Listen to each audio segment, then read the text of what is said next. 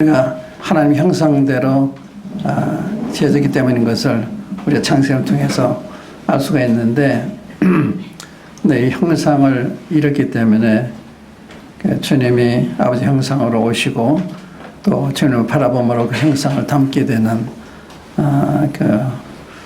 우리가 되기를 바라고 계시는데 이 점이 가장 개인적으로나 교회적으로나 회복해야 될 또 보완해야 될 부분이 아닌가.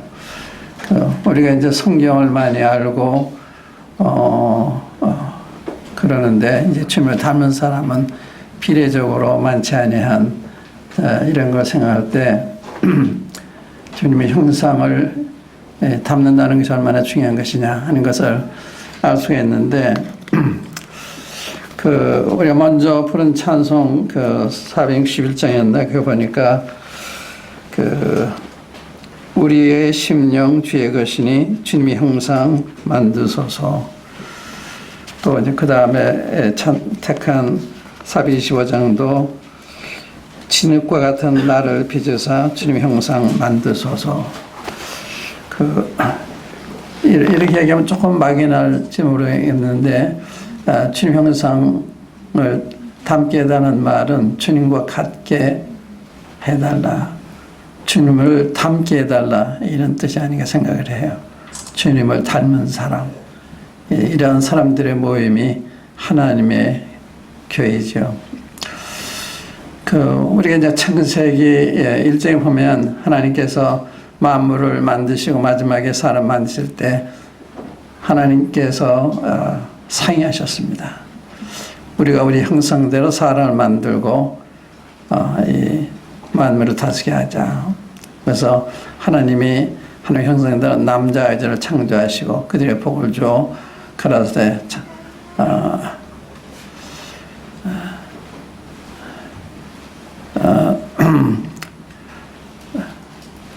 땅에서 번성하고 충만하고 이 땅을 지배해라, 다스려라 이런 축복을 하셨습니다.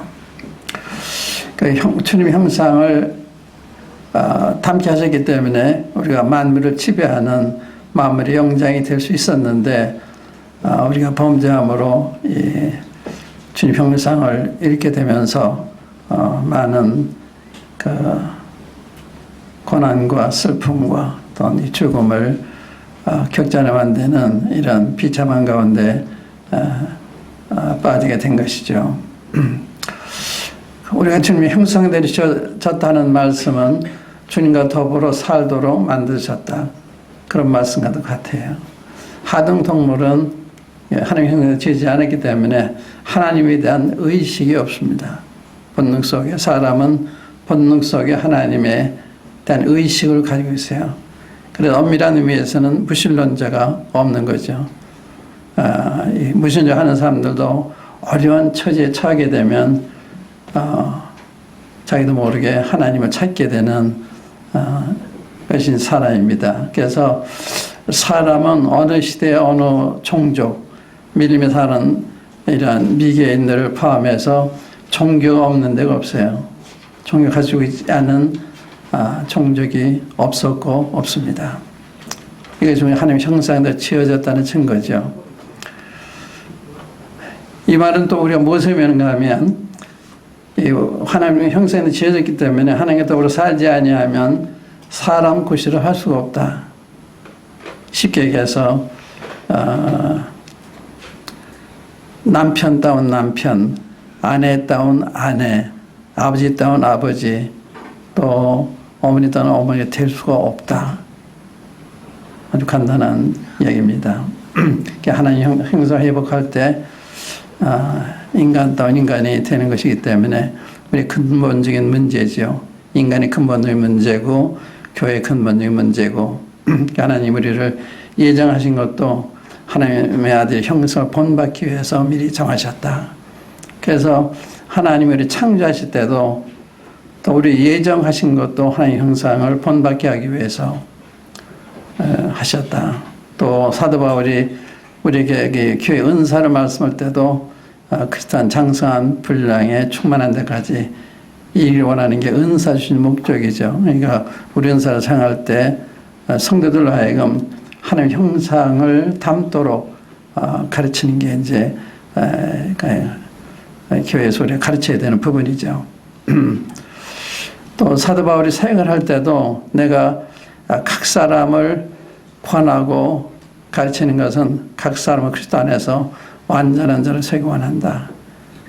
은사의 목적, 사의 목적, 하나의 구원의 목적 전부 하나님의 형상을 본받는 데 있는 거죠. 제가 몇 년 전에 미국에서 와가지고 경인지에 장로 모임 있을 때 제가 질문을 했어요. 여러분들 어떻게 생각할지 모르지만 질문을 하나 하겠습니다. 한국 모임의 영적인 성장 수준이 어느 정도라고 생각하십니까? 갑자기 이제 질문했으니까 답을 하는 분들은 안 계셨지만 제가 이렇게 말씀을 드렸어요. 한국 모임의 영적 수준의 영적 성장의 수준이 고린도 교회를 넘지 않는 것 같습니다. 제가 틀린지 모르지만 그 말씀 드렸어요. 그럼 무슨 말인가 하면 고린도 교회는 지식과 구변에는 풍성했습니다. 그러나 영적 성장 수준에 있어서는 젖을 먹여야 되는 젖먹이와 같은 아주 유아 상태에 있는, 그럼 유아 상태에 무엇을 가르쳐서 그렇게 하는 거냐? 육신을 따라 행하는, 육신을 따라 행한다는 말은 감정적으로 일치를 한다든지 제 이해관계를 따라 산다든지 자아가 들어가면 그 육신을 따르는 거죠. 그러니까 영적인 사람은 하나님 영광을 먼저 생각을 하고 형제육을 먼저 생각하는, 이게 이제 그 신령한 이러한 사람인데, 우리 한국교회를 봤을 때는 저를 포함해서 참 굉장히 미숙한, 잘하지 못한, 그다음 많은 말씀을 가르치고 나 가르쳤는데 성장이 안 되는, 어떤 때는 제가 이런 간증도 했어요. 40년 만에 이걸 깨달았습니다. 그런 가정니까 사람들이 놀라죠. 40년 만에 예를 들면 범사 감사라는 것이 제가 가르친 거고 저도 그렇게 행하고 있다고 생각을 했는데 문득 저자를 보니까 범사 감사하고 있지는 않은 거예요. 그냥 피상적으로 그 말씀을 알고 있었고 지킨다고 생각했고 남에게 가르쳤고 뭐 그 외에 많죠. 온유라고 하는 것도 이제 생각할 때 제가 온유함을 목표로 살고 겸손 목표로 살고 있는데 한 번 어떤 형제님 저보고 교만하다 그랬어요. 근데 제가 이 겸손 목표로 살고 있는데 어떻게 교만하다 그러나 이렇게 제가 잘 받아지지 않았는데 어느 날 저 앞에 딱 섰을 때 제가 교만한 걸 알았습니다. 그때 그 형제님을 통해서 저한테 말씀하시는 건데 제가 못 알아들었구나. 그래서 형제들의 이야기를 제 보통을 안 듣죠.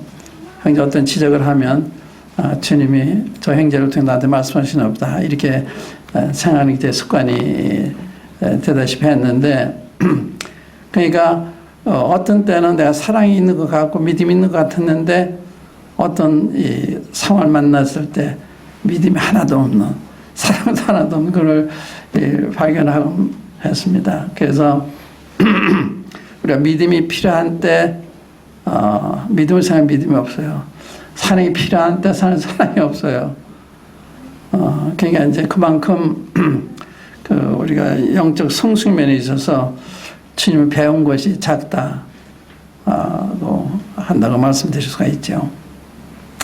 그래서 하나님의 형상대로 졌기 때문에 우리는 구조적으로 하나님과 더불어 살도록 만들어져 있는 것입니다.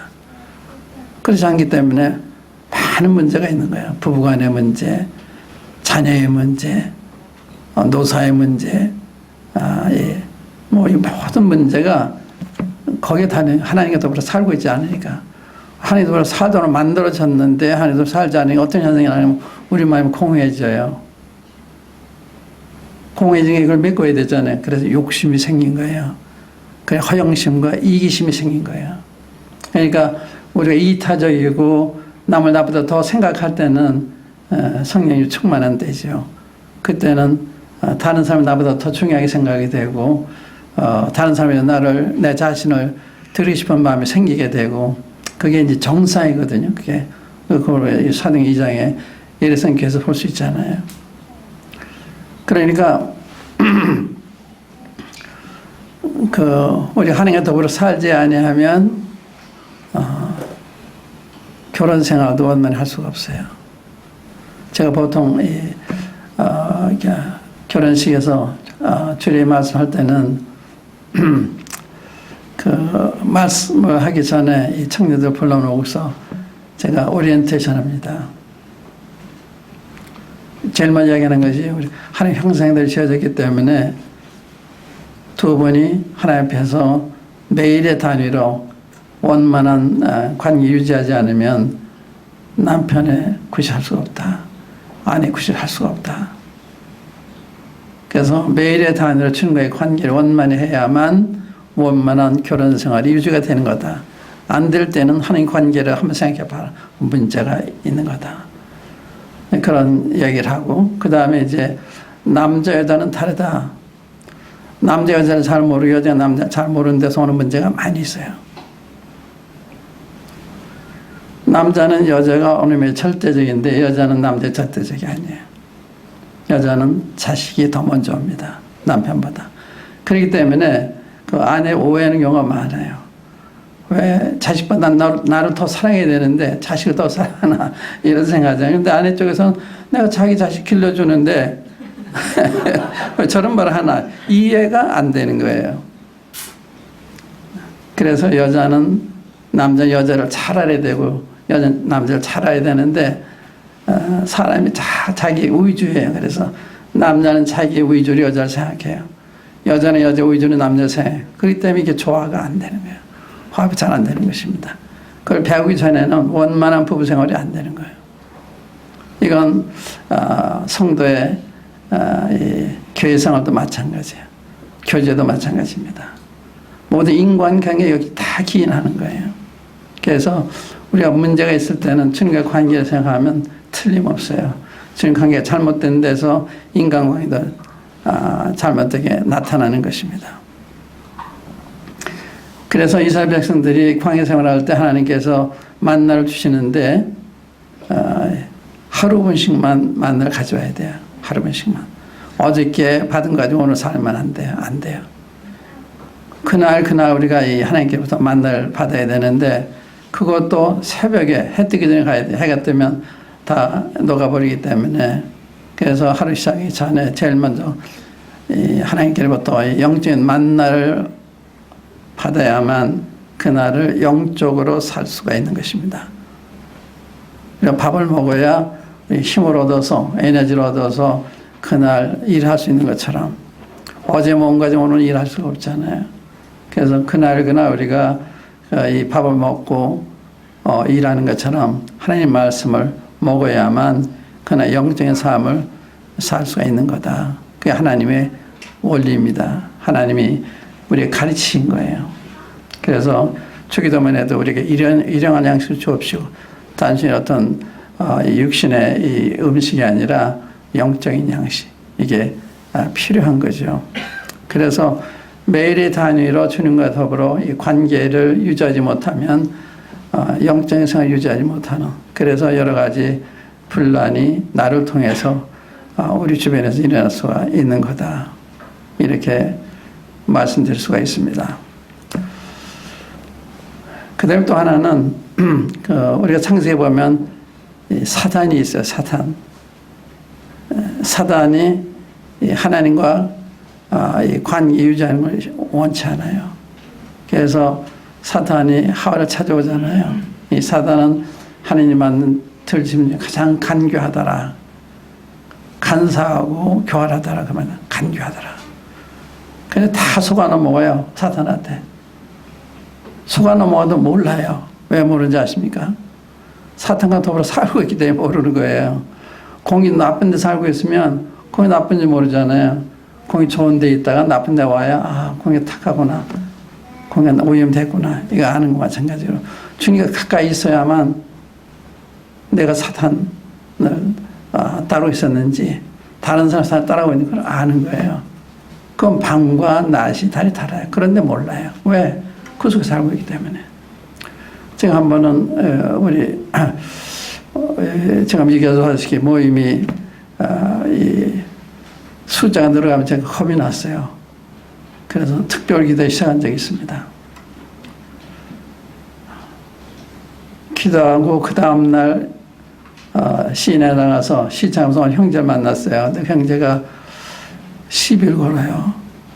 근데 과 같으면 형제 왜 이러지? 이랬을 텐데 그날은 사탄이 날 넘어뜨려 하는구나. 사탄이라는 거 의식하게 됐습니다. 단순 형제가 아니에요. 저를 넘어뜨리기 위해서 저 형제를 사용하시는구나.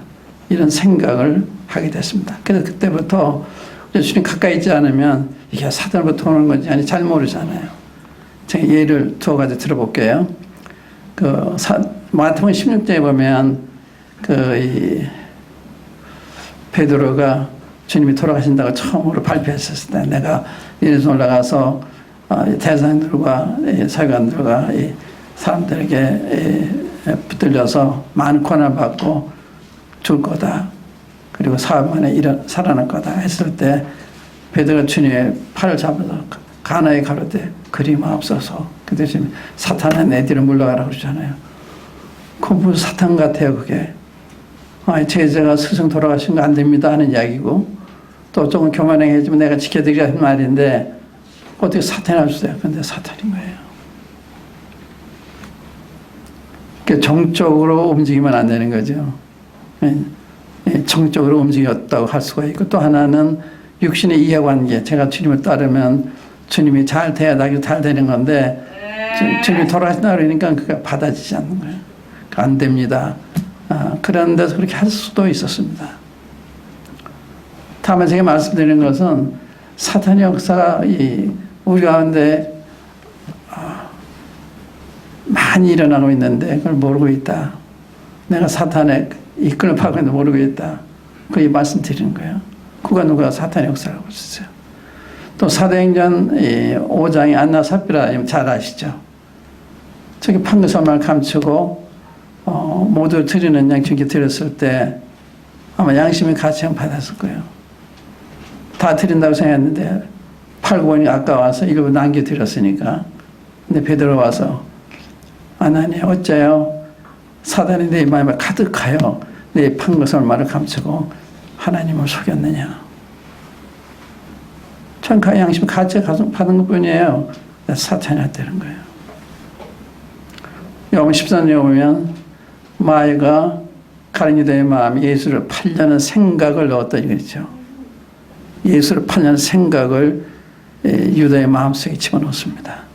우리 어디로는 이 생각이 어디부터 온 거냐. 항상 생각하셔야 되는 거예요. 주님께부터 온 건지 마귀로부터 온 건지 그것이 기준입니다.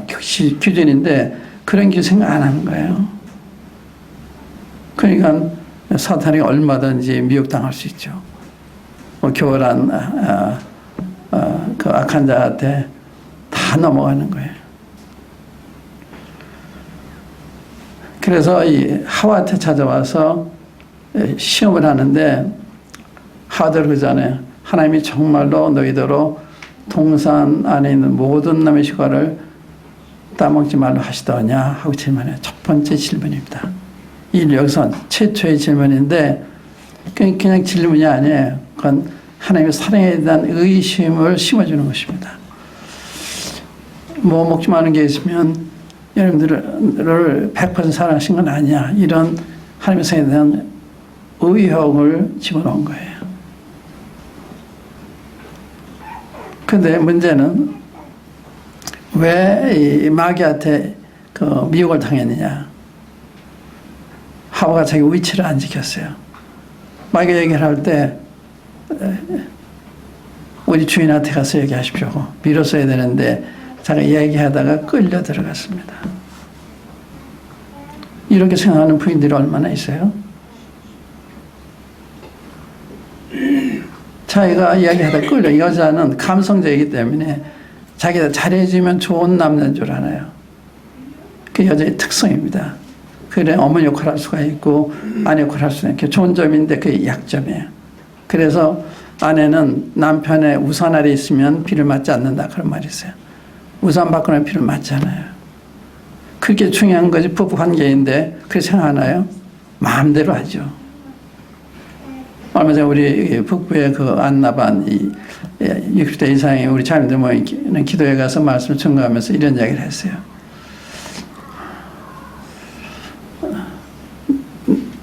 남자는 여자가 거역하는 걸 제일 싫어합니다. 자녀도 들으시면 부담이 되실 거예요.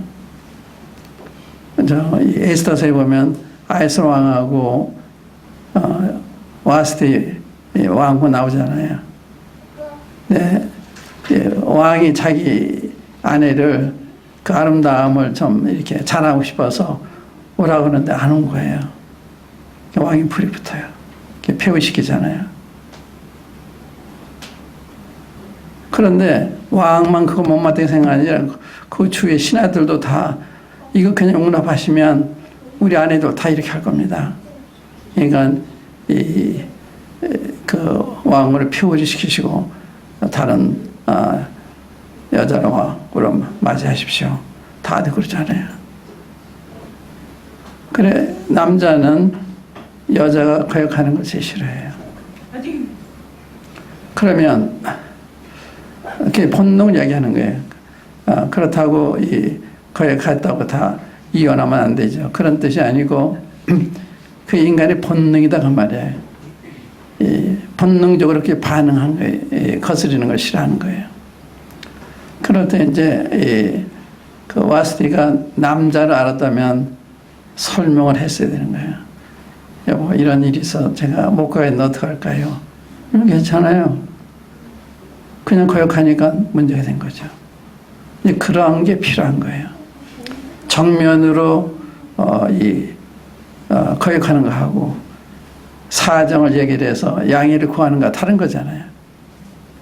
그런 차이예요. 별게 아니에요. 그런데 그걸 모르니까 난 못해요. 안 해요. 안 따라가겠어요. 보통 그렇게 반응하잖아요. 그건 남자를 모르기 때문에 지혜가 필요한 거예요.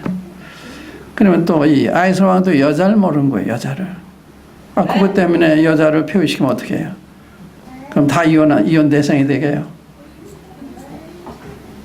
여자 어떤 내가 모르는 어떤 사정이 있어서 그런지도 모른다 생각해야 되는 거예요. 그래서 제가 젊은 이 결혼할 사람들한테 얘기할 때 절대 아내를 나무라지 말아라. 아내가 마음이 섭섭할 때 그만한 이유가 있는 거다. 남자 편에 생각할 때는 그걸 가지고 그러나 생각하는데 안 그래. 여자는 달라. 그걸 남자들이 몰라요. 겨가 맞지 않는다고 자꾸 따지고 들던데 여자는 따지면 안 돼요. 오르만져야지. 그래서 자기 동의하지 않고 이럴 때는 그만 무슨 이유가 있나 보다. 이렇게 생각해야 되네. 그걸 모르기 때문에.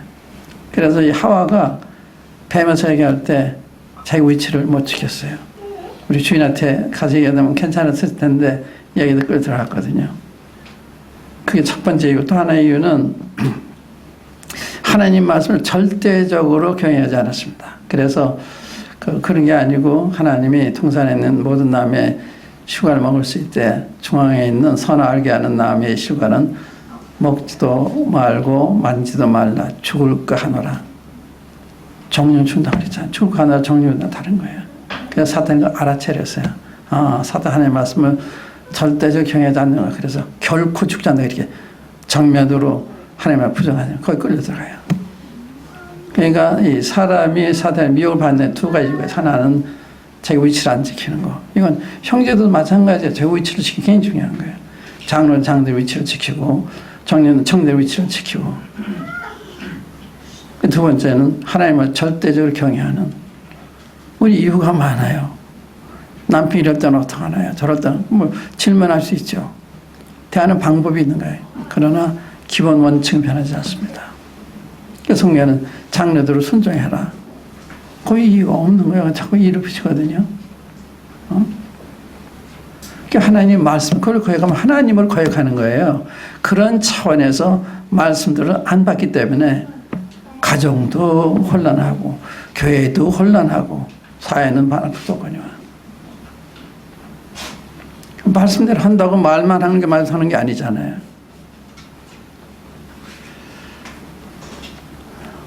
그래서 이 하나님과의 그 원만한 관계를 매일에다 유지한다는 게 굉장히 중요하다. 그래서 저는 얼마든지 사단이 끌고 다녀도 몰라요. 베드로가 한번 그렇게 사단에 내들 물러가라. 그때로부터 상당 기간 헤맸습니다. 그가 주님에 열심을 냈지만 그건 다 육신에서는 열심히 했어요. 칼을 뽑아서 주님을 지키기 위해서 대상의 종의 길을 따르는 얼마나 자기 목숨을 낸 충성해. 그러나 칼을 질 거잖아. 칼 쓰는 칼을 망한다. 방해한 거예요. 또 어떤 데는 조른 거예요. 또 소녀 앞에서도 난 그분 몰라. 내가 무슨 말인지 내가 뭐 알아듣지 못해. 조그만 소녀 앞에서도. 사대에 끌려다니면요 정신 못 차려요. 왜 끌려다니냐? 주님의 관계가 깨졌기 때문에. 그러니까 주님의 관계가 원만해야만 주님을 따라갈 수가 있는 거예요. 경외하는 마음으로.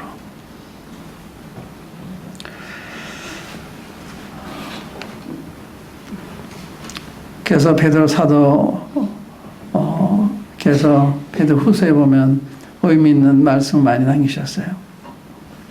베드로 후서 사도 베드로가 순교를 앞두고 쓴 마지막 편지, 유언과 같은 편지잖아요.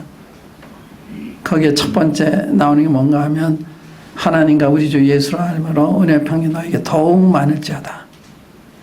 은혜와 평강이 어떻게 우리가 많아져요? 하나님과 우리 주 예수 알므로. 그래서 우리 구주 예수의 은혜와 저 아는 지식에서 자라가라 하는 게 사도 바울의 마지막 부탁입니다. 굉장히 중요한 이 말씀을 이렇게 남기셨는데 그 뜻을 잘 모르기 때문에 말씀 따로 있고 우리 삶 따로 있고 그래요. 우리 구주 예수의 은혜와 저는 아는 지식에서 자라가라. 주님을 알므로 평강을 더 가지게 된 거예요. 우리 주 예수님을 알므로 경건에 속한 모든 것을 가지게 된 거예요. 우리 주 예수님을 알므로 세상에 썩어질 것을 피하여 신의 성부에 참여한 자가 된 거예요. 그러니까 이 주님의 안다고 하는 게 굉장히 중요한 것입니다. 이걸 피상적하는 것도 있지만 참을 아는 걸 말씀하는 거죠. 그건 성령을 통해서만 알게 되는 거예요. 하나님의 말씀도 성령을 통해서 배워서 증가하는 거하고 내가 머리로 하는 생각은 다른 거예요. 지금 말씀은 다들 머리 끄덕여다. 뭐 옳은 말이니까. 근데 변화는 안 생겨요. 왜? 성령 역사로 받지 못하기 때문에. 또 성령 역사로 전하지 못하기 때문에 그럴 수도 있죠.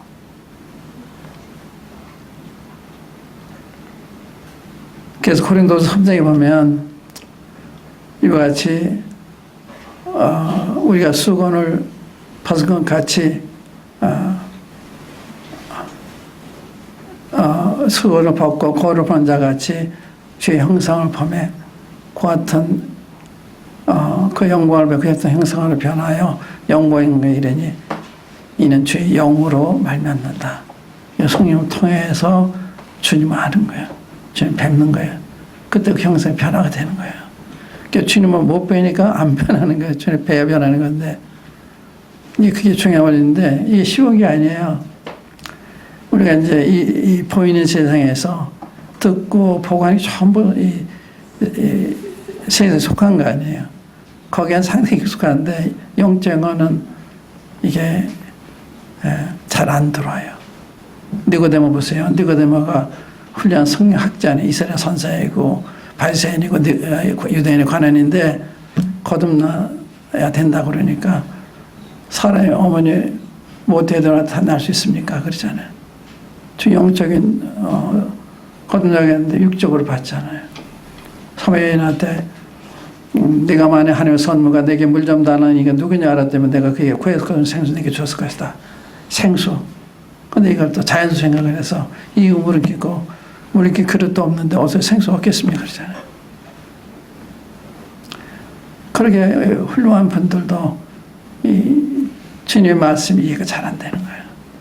이 성경의 영적인 말씀이기 때문에 이게 어려운 것입니다. 이 주님과의 관계 원만하잖아요. 이 말씀 안 들어요. 성령께서 가르쳐주지 않으면 이 말씀이 우리에게 힘이 되지 않아요.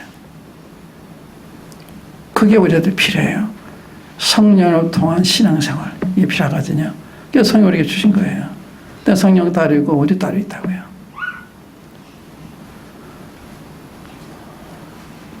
그래서 주님을 아는 게 중요한 건데 주님을 알면 성경 읽어야 되죠. 당연한 거죠. 그래서 베드로전서에 보면 너희가 갓나라에 같이 순전한 신앙자를 삼아라. 이러면 너희가 구원의 일을 잘하게 된다. 예. 성장이 하나님 말씀을 사모할 때, 갓나니까 엄마의 젖을 사모할 때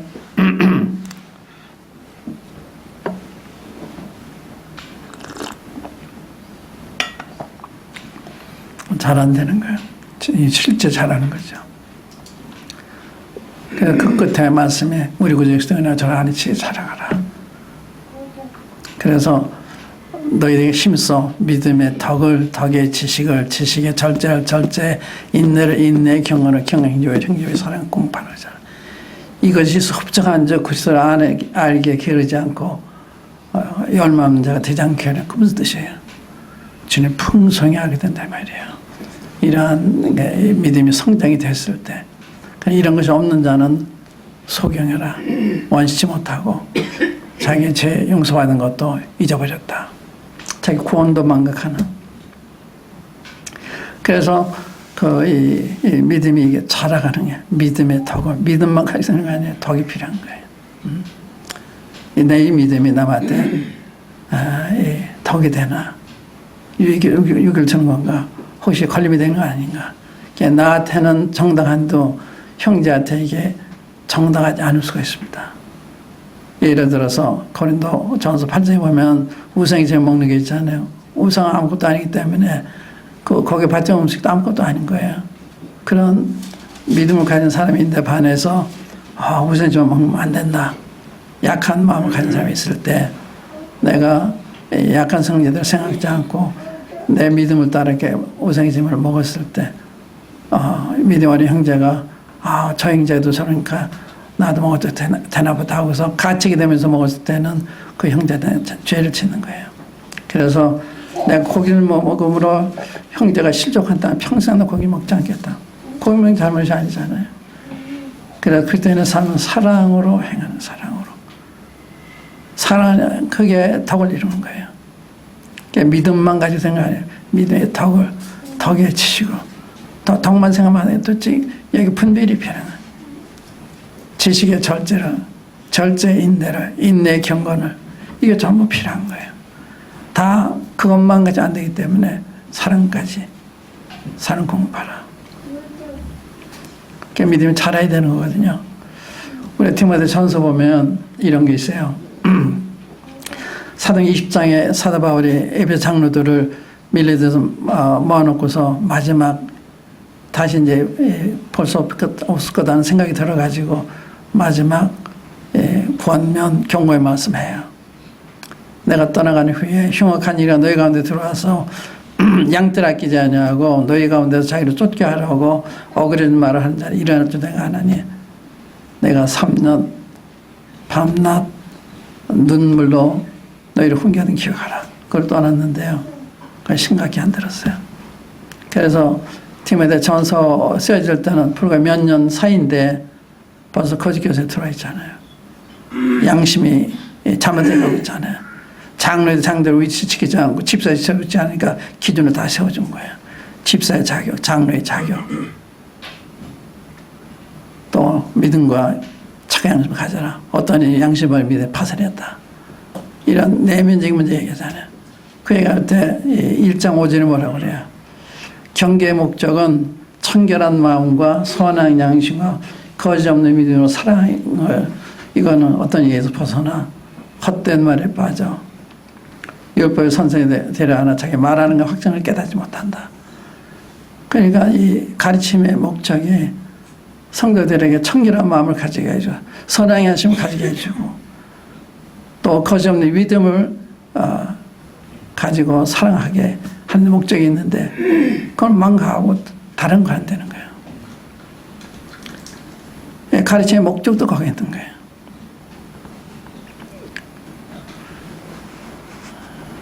그런데 에베소 교회가 벌써 후서 쓸 때는요, 전서수보다 한 3년 후에 이제 후서 쓰여졌다고 보고 있는데, 아시아 있는 모든 사람은 나를 다 버렸다고 그러잖아요. 전 그거 굉장히 위협적이에요.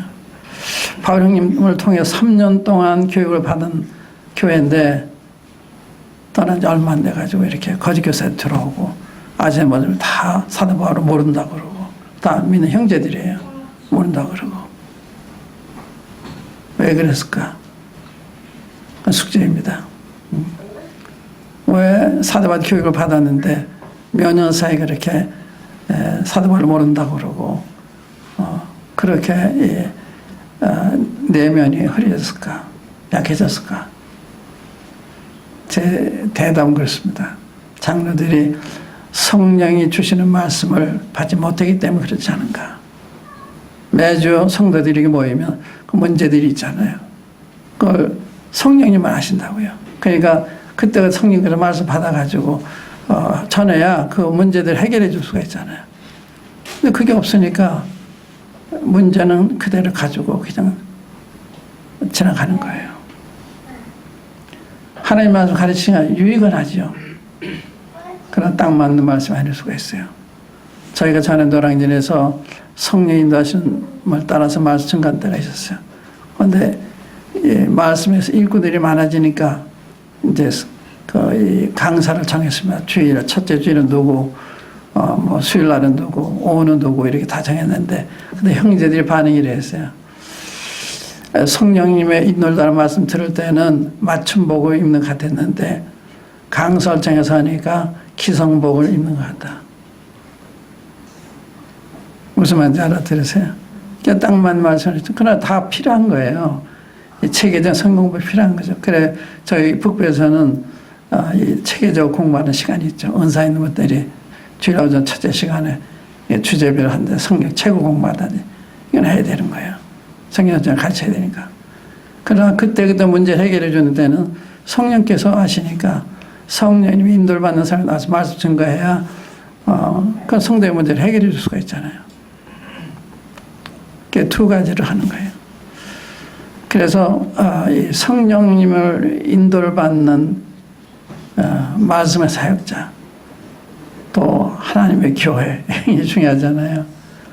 그것은 인간이 다 하는 거예요. 우리가 우리 마음대로 결정하고, 그러니까 돌아가긴 돌아가는데 영성이 자라질 않아요. 그러니까 그런 성령 인도하심을 따라 하는 것이 더딘 것 같고 무질서한 것 같지만 그렇지 않습니다. 제가 주님을 섬긴 제가 지난날에 회개 볼 때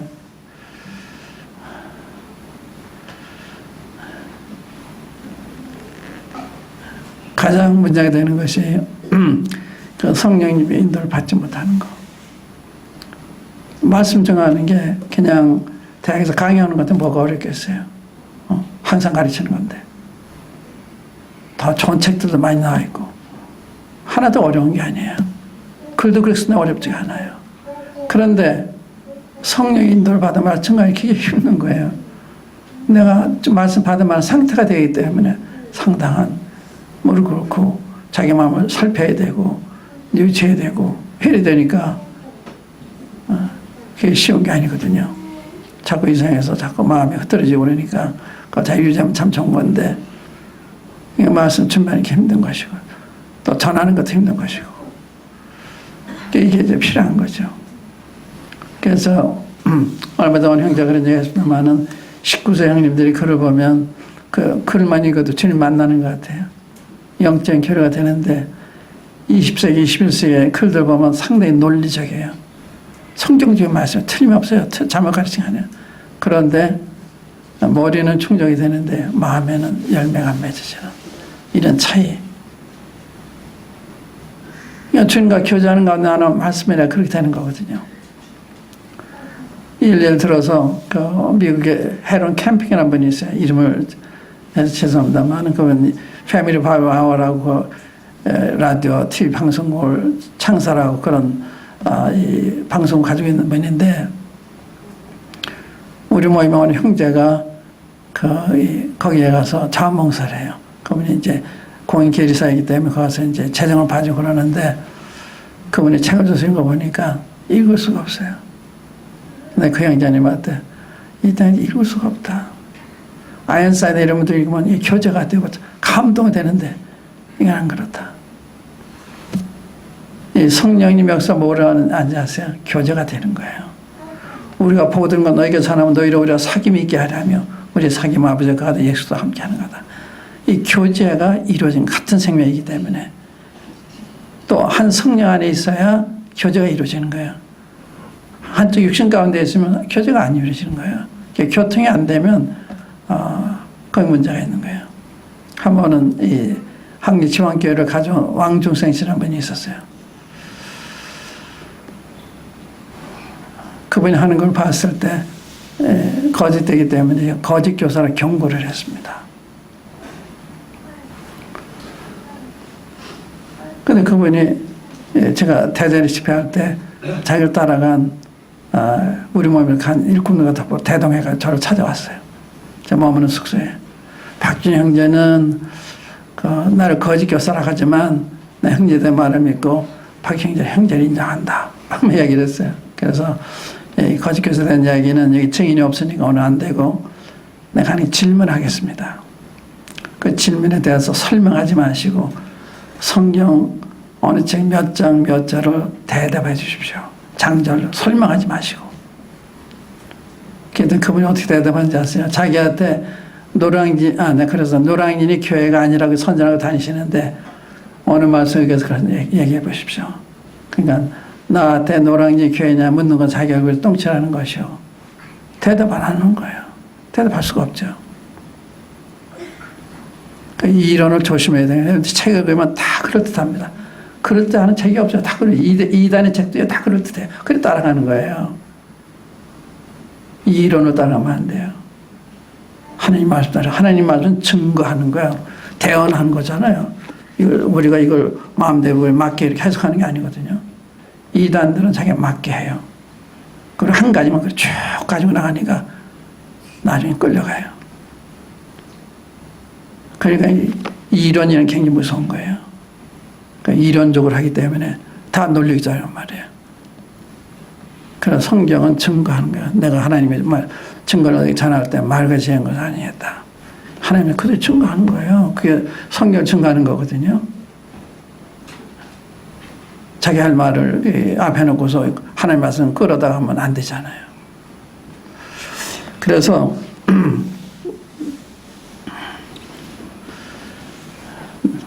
하나님 말씀을 증거하는 게 성령님의 인도하심이 필요한데 이게 쉬운 것이 아니다.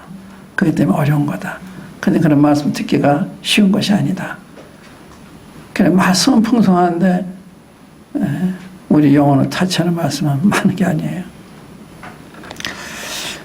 그러면 이제 결론적으로 제가 여러 가지 얘기를 했는데 누가복음 2장 한번 열어볼게요. 누가복음 2장.